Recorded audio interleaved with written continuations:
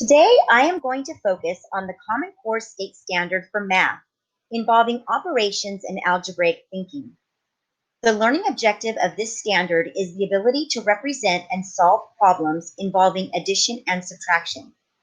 Using the hundreds chart is a beneficial tool in helping students learn this objective when the numerals become larger. First, prior to solving any problems, I want to take a moment to point out some patterns on the hundreds chart.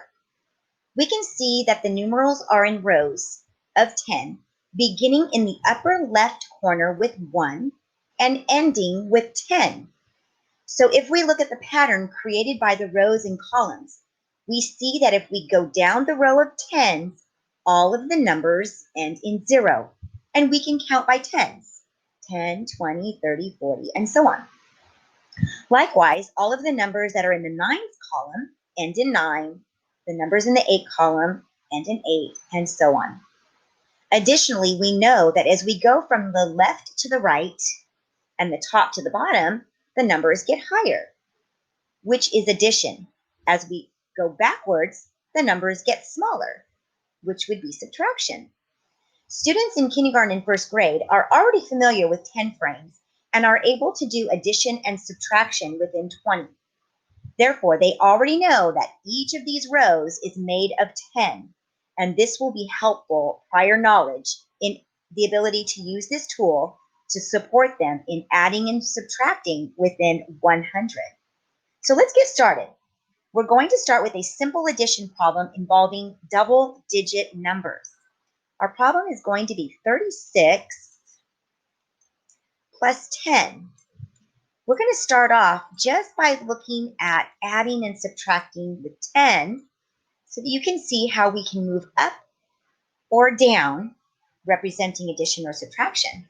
So the first step is I'm going to find the number 36 on the chart. I already know the pattern that I can look down the column of the 6 until I locate the 36. And I'm just going to put a circle around it. Now I know that I'm adding 110. So I know that if I go to the number directly below it, I'm going to see the numeral 46. This number is exactly 10 more. So I can check my equation by adding 6 plus 0 is 6. 3 plus 1 is 4.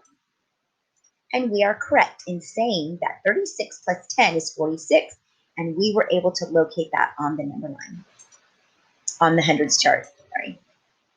Okay, so let's do another problem. I'm going to give this a good erase. And our next problem is going to be 48 plus 10. So I'm going to write those numbers. 48 plus 10. Again, we're going to repeat that same process. We're going to locate the numeral 48. I'm going to look at my columns, go down the 8 column till I find that 48.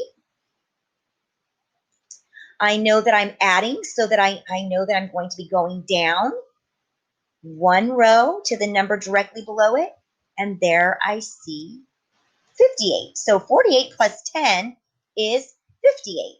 And I can check this equation. Again, 8 plus 0 is 8. 4 plus 1 is 5. So I know that 48 plus 10 is 58. Okay, so now adding by tens, we can see it's fairly simple. We're going to try a subtraction. So this next problem is going to be 83. And we're going to subtract 10 from 83, meaning we are going to take 10 away. So again, the first process, I know that my 83 is going to be located in this 3 column. So I'm going to go down till I find it. Put a circle right around it. And I know that I'm doing subtraction. So instead of going down, I'm going to go up, going backwards. And here I see the numeral 73. I can check that by saying 3 take away 0 is 3. And 8 take away 1 is 7. So I know that 83 take away 10 is 73. Okay, so now that you have seen how we add and subtract with 10, we're going to try 2 double-digit numbers with 10s and 1s. So this problem is going to be 22, and we are going to add 34. So now instead of just adding 10s, I have 3 in my 10s place and 4 in my 1s place. So let's start the first step. We're going to find that numeral 22. I'm going to go down that 2's column, locate my 22, put a circle around it. My next step is I know that I'm adding, so I'm going to be going down and to the right. And the first thing I want to do is go down for 3 10s. 1, 2, 3. So now here I am at 52, but I'm not done yet. Now I need to go to the right. Remember, I'm doing addition, so I'm going to the right. I'm going to go to the right 4 spaces. 1, 2, 3, 4. And here I am at 56. And we can check that equation again. 2 plus 4, we know is 6. And 2 plus 3 is 5. So we know that 22 plus 34 is 56. Okay, we're going to do another double-digit number. This time subtraction. And I'm going to show you the exact reverse process using the hundreds chart.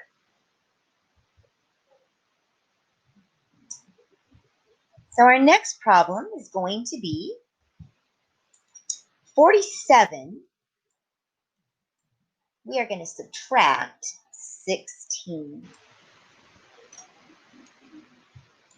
So remember, when we subtract, we're going backwards. So instead of going down, we're going to be going up.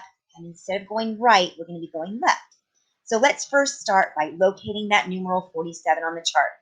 I'm going to follow that pattern. I know that it's going to be down in the 7s column. Find the 47. And the first thing I'm going to do is identify how many 10s. There's 1 10. So I'm just going to go up 1. Now I need to go to the left 6 times. 1, 2, 3, 4, 5, 6. And here I am at the number 31. And again, we can double check. If I take 6 away from 7, I'm left with 1. If I take 1 away from 4, I'm left with 3. So I know that 47 take away 16 is 31, which we just represented on that hundreds chart. The hundreds chart is a great tool for children as they begin using these larger numbers because trying to count out counters at this point would be very time consuming and much more challenging. All right, so how can this help us with word problems? If I have a word problem that reads, 16 children got on the school bus at the first bus stop. Now I'm going to put a 16 so I don't forget. And 12 more got on the bus at the second bus stop. Let's write that number. How many children are on the bus altogether? In this problem, it's important to identify the key academic vocabulary that is going to tell me if this problem is addition or subtraction. In this word problem, we have the word more. I know that the word more means I'm going to be adding. And it also says how many all together. So they want to know how many all together are on the bus. So this is an addition problem. So I can use my hundreds chart to help me. I'm going to locate that numeral 16, going down the 6th column till I find that 16. I'm doing addition, so I know I'm going to go down, and I'm going to go down 110 till I get to 26. I'm going to go to the right for 2. 1 and 2. And there's 28. Again, we can check this equation by adding. 6 plus 2 is 8. 1 plus 1 is 2. And we can see that that was demonstrated on the hundreds chart. I hope that this tutorial helps you and your child learn how to effectively use that hundreds chart as they are learning how to add and subtract larger numerals within 100.